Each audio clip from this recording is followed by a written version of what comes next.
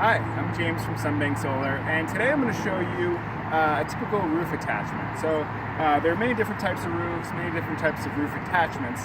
This one is specific for a composition shingle, comp shingle roof. So just to show you how this works, this is a roof attachment that is flashed.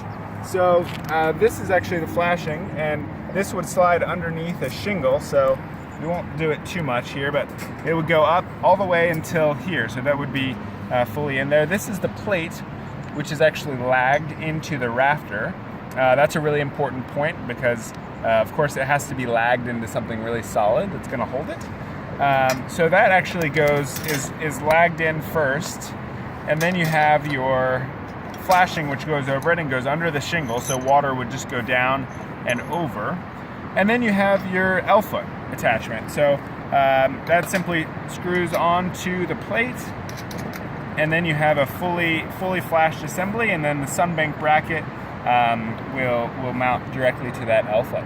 So that's kind of one example of how it works. There are others for tile roofs, for metal roofs, and different companies specialize in different brackets. And just give us a call and we'll help you find the right one.